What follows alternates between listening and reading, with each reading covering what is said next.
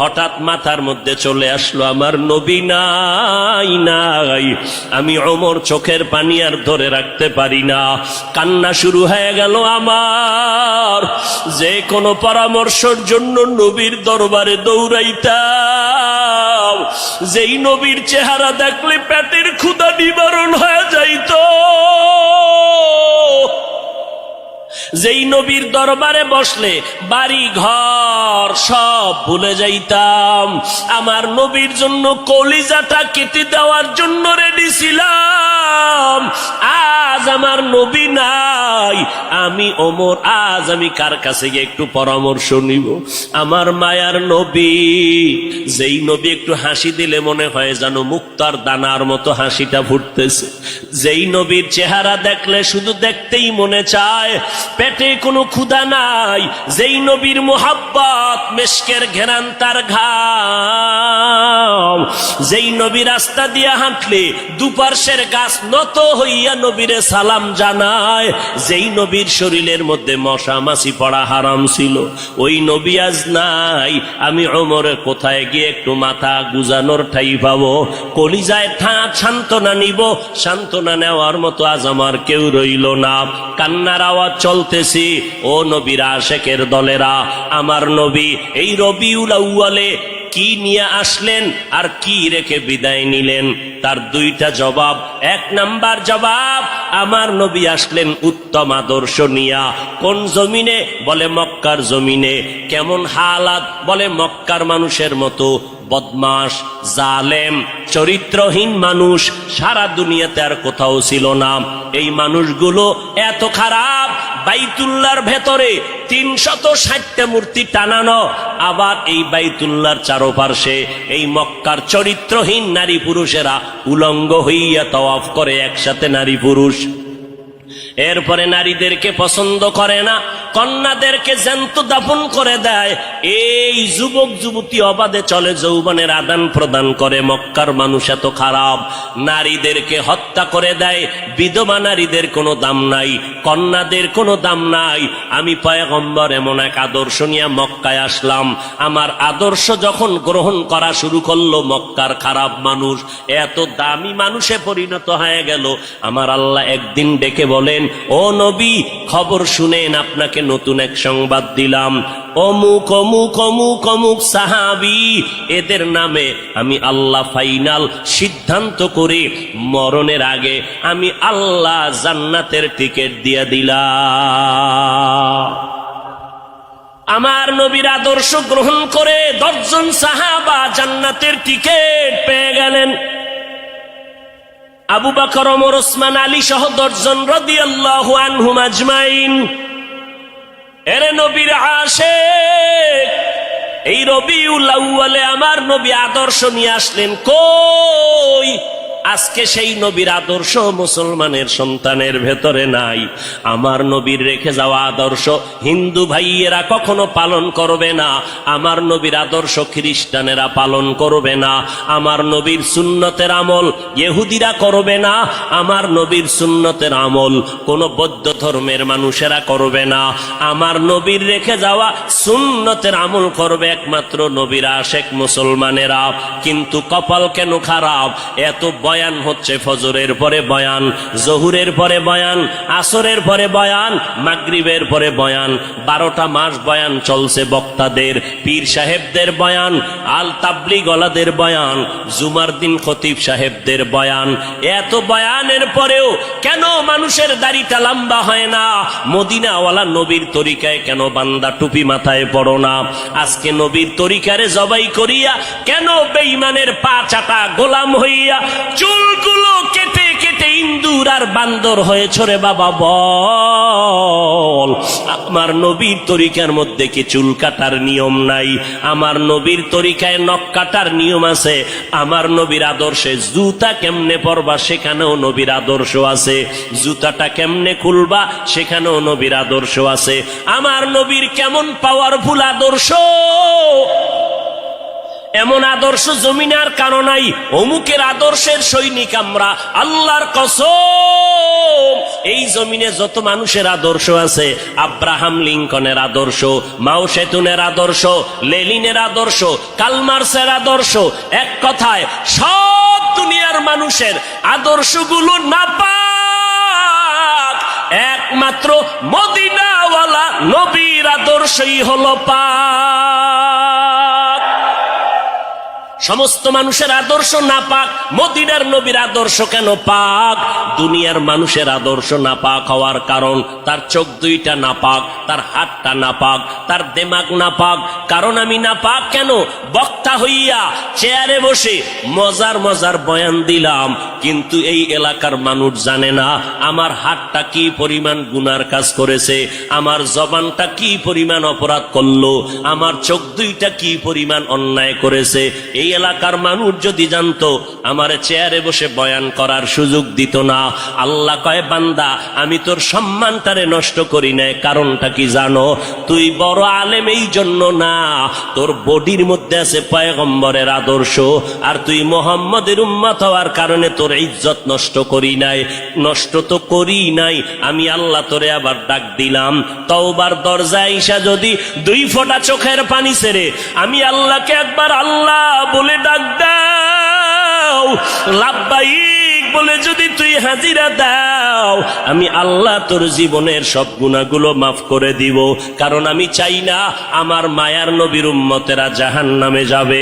কারণ একটা সেকেন্ডের আযাব আমার কোনো বান্দা সহ্য করার শক্তি হবে না। আম্মা জান আয়েশা বলেন, একদিন দেখি আমার মায়ার নবী আমার হুজরায় বসে গুনগুন গুনগুন করে কান্না করেন। আমি আয়েশা বললাম, নবী আমার কোনো ভুলের কারণে আপনি কাঁদেন, আমার কোনো ব্যবহারে কষ্ট পাইয়ে আপনি কাঁদেন নাকি? মায়ার নবী কয়, না না আয়েশা, তোমার ব্যবহারের কারণে কাঁদি না, আমি কান্না করি হাসরের ময়দানের কথা মনে পড়ে গেছে রে আয়েশা। ওই হাসরের ময়দানটা কেমন ভয়ঙ্কর হবে, ওই কথা মনে পড়ে যাওয়ার কারণে আমি কান্না করি। ও নবীর উম্মতেরা, আমার নবীর আদর্শ দেখিয়া মক্কার মানুষ দলে দলে কালেমা পড়ে নবীর সৈনিক হয়ে যায়। আমার নবীর কেমন আদর্শ! নবী রাস্তা দিয়ে হাঁটে, যেখানে কদম দেয় ওখান থেকে দীর্ঘদিন মেশকের ঘেরান আসতেছে। নবীর ঘাম থেকে মেশকের ঘেরান পাওয়া যায়। আমার নবী হাঁটতেছেন রাস্তা দিয়া, বারবার সালামের আওয়াজ শোনা যায়। সাহাবায়ে কেরাম বলেন, মানুষ নাই, সালামের আওয়াজ কোথার থেকে শোনা যায়? নবী বলেন, ও সাহাবায়ে কেরাম, আমি মুহাম্মদের সুসংবাদ পাইয়া জঙ্গলের হরিণ আমারে সালাম দিয়েছে, জঙ্গলের বাঘ আমারে সালাম জানিয়েছে, জঙ্গলের প্রাণীরা আমারে সালাম দেয়। আমার নবীর শরীরের মধ্যে মশা মাছি পড়া হারাম। আরবের মানুষ তাকায় দেখে মুহাম্মদ যেদিকেই যায় একটা মেঘের খণ্ড তার মাথার উপরে। কেন? সূর্যের গরম জানো নবীর শরীরে লেগে কষ্ট না দেয়, মেঘের খণ্ড ছায়া দেয়। আমার নবীর শরীরে মশা পড়ে না, মাছি পড়ে না, নবী কষ্ট পাবেন। সেই নবী আমার এই উম্মতের আদর্শ বাস্তবায়নের জন্য পেটে পাথর বেঁধে কালেমার দাওয়াত দিলেন। আমার নবী মা হারা ইয়েতিম, বাবা হারা ইয়েতিম। নবী বলে, আমি দুনিয়াতে এসে একবার আব্বা বলে ডাক দিতে পারি না। এর উম্মতেরা 6 বছরে মা হারায় ফেললাম, 8 বছরে আমার দাদাকে হারায় ফেললাম। আমার আরবের মধ্যে কেউ নাই, চারদিকে আমার দুশ্মন। আমি কালেমার দাওয়াত নিয়ে কোথায় যাব? আমি ঘরের মধ্যে বসে কাঁদতেছি। ওই সময় আমার এক আপন, আরবের মধ্যে আর আপন আমার কেউ ছিল না। 2 জন স্বামী বিদায়ের পরে একজন নারী, 40 বছরের বিধবা নারী খাদিজা। আমি মুহাম্মদ 25 বছরে তাকে বিয়া করে নিলাম। আল্লাহর আদালতের অনুমতি নিয়ে বিয়া করে ফেললাম। ওই খাদিজা আমার কান্নার কারণ জিজ্ঞেস করলেন, নবী কেন কান্না করেন? ও খাদিজা কান্দি কেন? আল্লাহ আমাকে কোরআনের আলো দান করেছেন, আমি এখন কালেমার দাওয়াত দিব, আমার এই দাওয়াতকে গ্রহণ করবে। আমার ঘরে বাইরে চতুর্পার্শ্বে দুশ্মন, আমি কার কাছে দাওয়াত নিয়ে যাব? আম্মা জান খাদিজা চিৎকার দিয়া বলে, নবী কোনো পেরেশান হবেন না, এই জমিনের মধ্যে কেউ যদি আপনার কালেমার দাওয়াত না নেয়, আমি খাদিজার হাতটা ধরিয়া আপনি আমাকে প্রথম দাওয়াতটা পড়াইয়া দেন, কালেমা পড়াইয়া দেন। এই জমিনে মরিয়াও যদি যায়, ইতিহাসের পাতায় থাকবে মুহাম্মদের হাতে প্রথম দাওয়াত গ্রহণকারিনী কোনো পুরুষ না, তিনি একজন মহিলা। কিয়ামতের ময়দানে মদিনার নবী বলেন, জান্নাতের 8টা দরজা যখন খুলিয়া 4 জন নারীকে ডাকবে, আসো, জান্নাতের দরজা খোলা হয়ে গেছে, আসো। 4 জন নারীকে ডাকবে, তোমাদের কোনো হিসাব নাই, তোমাদের কোনো কিতাব নাই, তোমাদের কোনো পেরেশানি নাই, জান্নাতের 8টা দরওয়াজা, সব দরজা দিয়া ডাকবে, আসো, জান্নাতের হুর তোমাদের জন্য অপেক্ষা করতেছে, জান্নাতের বিছানা তোমাদের জন্য রেডি। কেন? তুমি সূর্যের গরম জানো না লাগে, কারণ সূর্যের গরম লাগলে মাথার মগজগুলো টাস টাস করে ফেটে যাবে, একটা সেকেন্ডের আযাব সইতে পারবা না। আসো, কোনো হিসাব নাই, জান্নাতের 8টা দরজা খোলা, কোন দরজা দিয়ে ঢুকবা, আসো। ও এলাকার মা বোনেরা, 4 জন নারীকে জান্নাতের 8টা দরজা ডাকবে, এর মধ্যে একজন নারী হবেন আমার নবীর কলিজার বিবি। 2 জন স্বামী বিদায়ের পরে বিধবা 40 বছরের নারী খাদিজা রাদিয়াল্লাহু তাআলা আনহা। ওই খাদিজা ডাক দিয়া কয়, ও নবী, আপনার হাতের কালেমার মুসলমান আমি একজন হয়ে গেলাম। নবী এবার কান্না বন্ধ করে বের হয়ে গেলেন। আর আমার দুঃখ নাই, আমার খুঁটি যখন মজবুত হয়ে গেল, আমার ঘরের চৌকাঠ যখন মজবুত হয়ে গেল, এখন আমি দাওয়াতে নেমে গেলাম। মায়ার নবী দৌড়াইয়া মানুষের দ্বারে দ্বারে গিয়া গোপনে গোপনে দাওয়াত দেয়। হাঁটতে হাঁটতে হাঁটতে হাঁটতে আমার নবী পাথরওয়ালা জমিন পারাইয়া তায়েফের ময়দানের কিনারায় দাঁড়ায় কয়, তোরা আমারে চিনোনি, আমি মক্কার মুহাম্মদ, আমি এক আল্লাহর দাওয়াতে আসছি, গ্রহণ করো। এই আসমানের মালিক আমার আল্লাহ, এই জমিনের মালিক আমার আল্লাহ, ওই একটা আল্লাহ, আর কোন আল্লাহ নাই। ওই আসমানের মালিকের পক্ষ থেকে আসছি, কবুল করে নাও। তায়েফের বেঈমানেরা কয়, এটা তো সেই মুহাম্মদ মক্কার পাগল। বাচ্চাদের ডেকে বলে, পাথর মেরে মেরে মুহাম্মদের তাড়াইয়া দাও। যেই নবীর শরীরের মধ্যে মশামাছি পড়া হারাম, মেঘের খণ্ড ছায়া দেয়, আমার নবী যেন কষ্ট না পায়। ওই শরীরের মধ্যে কাফেরের গোলামেরা এমন বৃষ্টির মতো পাথর মারতেছে, পাথর পরে পরে নবীর শরীর থেকে রক্ত প্রবাহিত হইয়া জুতা আটকাইয়া গেল। মায়ার নবী কান্না করেন, আর কদম বাড়াইয়া বাড়াইয়া মক্কার দিকে রওনা হলেন। আবার যত দূর যায়, আবার তায়েফের জমিনের দিকে তাকায়, আর আমার মায়ার নবী চোখের পানি ছেড়ে কান্না করে, আর বলে, উদয়ার মালিক, তুমি একটু এদের দিলে রহম দাও। আল্লাহ সাথে সাথে জিবরাইলের পাঠায় দিয়া কয়, জিবরাইল, আমি আমার নবীর কান্না সইতে পারি না, যাও যাও। মুসা নবী আমার আশেক, ঈসা নবী আমার আশেক, ইব্রাহিম আমার আশেক, আর আমি আল্লাহ নিজে মুহাম্মদের আশেক। আমার নবীর কান্না সইতে পারি না, জলদি করে যাও রে জিবরাইল। নবীর অনুমতি নিয়া তায়েফের জমিন উল্টাইয়া তায়েফের মানুষগুলো ধ্বংস করে দাও। জিবরাইল আমিন আইসা আমার নবীরে যখন বললেন, নবী বলে, খবরদার ও ভাই জিবরাইল, এই তায়েফের মানুষগুলোকে তুমি মারবা না রে ভাই, কারণ আমি দুনিয়াতে আসি রহমাতুল লিল আলামিন, আজকে ওরা আমাকে চিনে না, এই জন্য আমারে পাথর মেরে তাড়ায় দেয়। ওরা যদি জানতো আমি মুহাম্মদ কে, ওরা তো জানেন আমি মুহাম্মদের বাবা নাই, ওরা জানে নাই আমি মুহাম্মদ বড় অসহায়। ওরা যদি জানতো আমারে মোহাব্বত করে ওরা আদর করত, পাথর মারতো না। ওরা চিনে না, এই জন্য আমাকে পাথর মেরে তাড়ায় দিতেছে। একদিন যদি কবুল করেন আমার আল্লাহ, ওদের দ্বারা কালেমার খেদমত হবে জমিনের ভিতরে, ওদেরকে মারা যাবে না। ও জিবরাইল, এদের উপরে কোনো আঘাত করিও না। আমার মায়ার নবী রক্ত পড়ে জুতা আটকায় গেল। আম্মা জান আয়েশা রাদিয়াল্লাহু আনহা বলেন, ও মুসলমান নবীর আশিক, আমার নবী আদর্শ কায়েমের জন্য রক্ত ঝরাইলেন, পেটে পাথর বাঁধলেন। ও নবীর উম্মতের দল, আজকে সেই নবীরে গালি দেওয়া হয়, ওই নবীর অপরাধী বলা হয়। তুমি নবীর আশিক উম্মতেরা চুপ কেমনে থাকো রে বাবা? মুসলমান সন্তানেরা, যুবকেরা, আজকে নবীর আদর্শের টুপি লাগাইলাম, দাড়িটা লম্বা করলাম, লম্বা জামা পরলাম, কই আমাদের খানাও বন্ধ হয় নাই, আমাদের লেখাপড়া স্বাধীনতাও নষ্ট হয় নাই। তোমাকে কে ধোকা দিল? নবীর আদর্শ মানলে স্বাধীনতা থাকবে না। ও বাবা, তোমার আমার মতো হুজুর না, তোমার লাইনে নজর করে দেখো, তোমার মতো যুবক স্কুল কলেজে পড়ে একবেলার নামাজও বাদ দেয় না, দাড়িওয়ালা নামাজি ডাক্তার প্রফেসর ইঞ্জিনিয়ারের অভাব নাই। বাবা বলো, তুমি কেন পারবা না? ও আল্লাহর বান্দারা, তোমার আমার মতো যুবক তাকায়া দেখো, ড্রাইভারি করে নামাজ বাদ দেয় না, তুমি কেন পারবা না?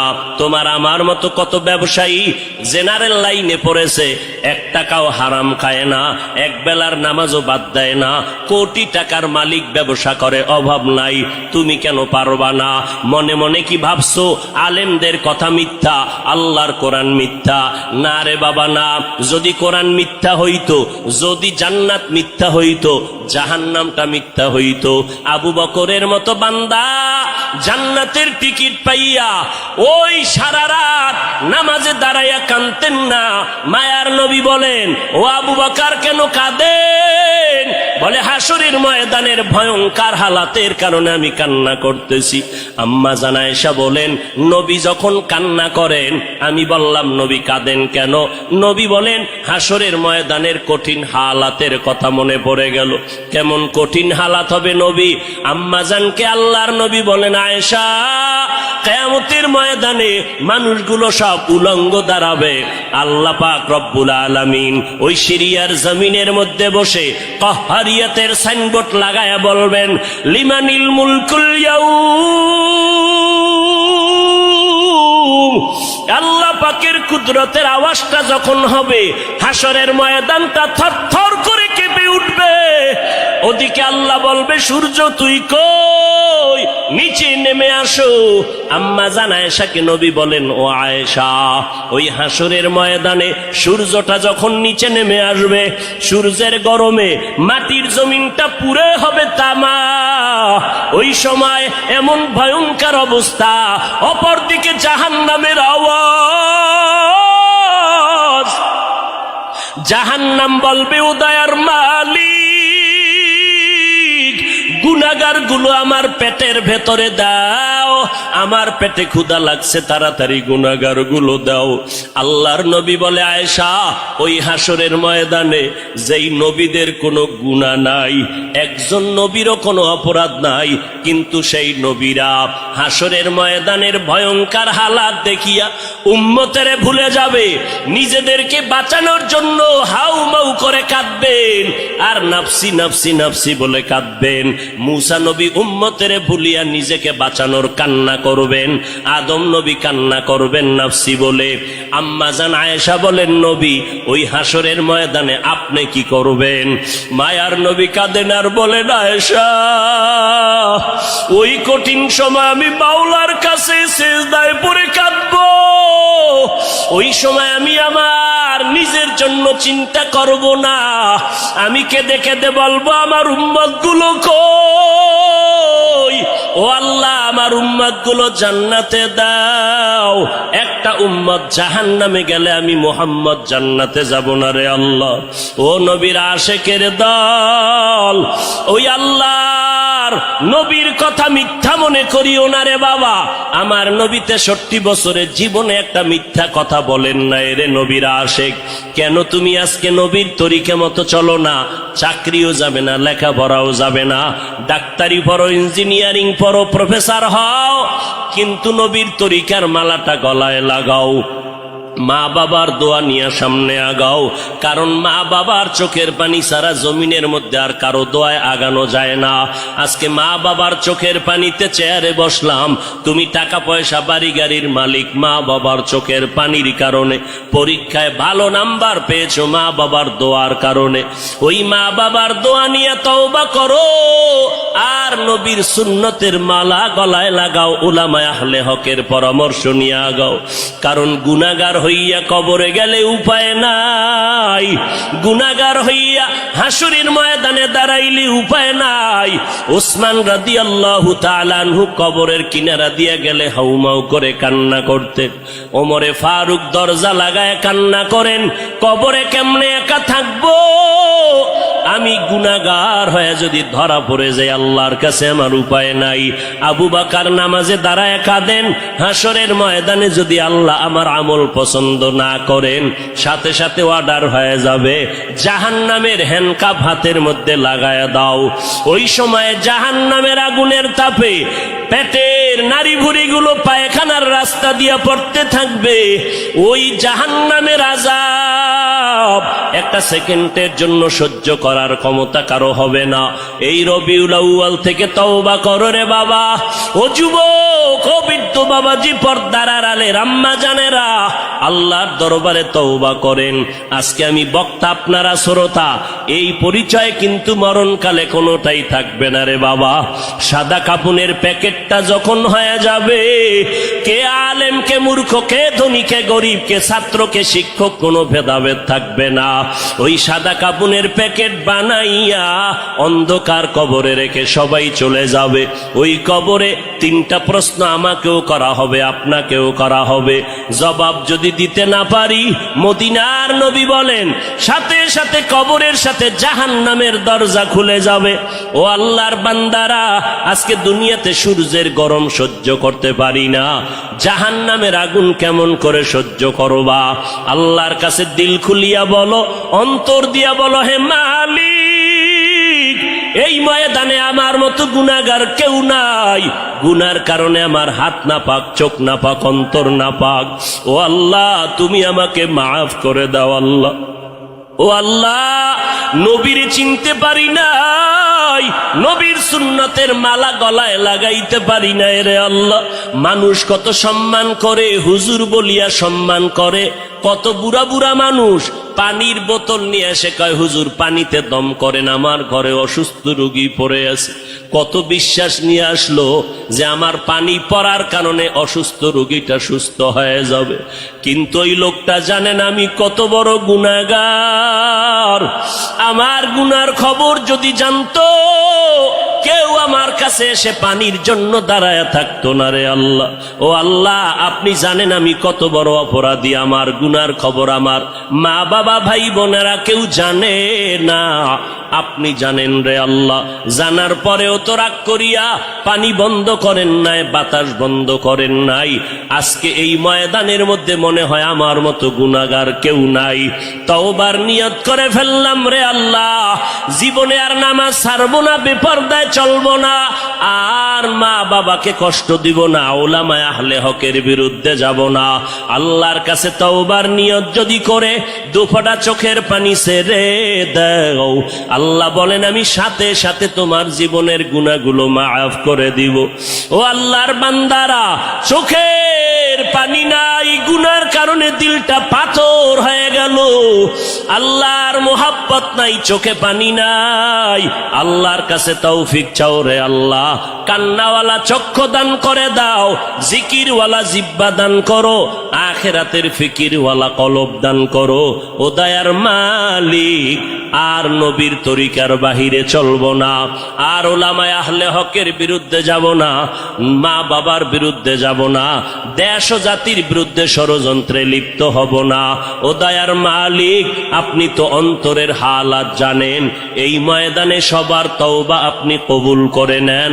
এই ময়দানে সব আপনার আশেকদেরকে দিনের খাদেম বানাইয়া তওবার উপরে মজবুত হইয়া মরণ পর্যন্ত নবীর তরিকা মেনে চলার তৌফিক দান করেন।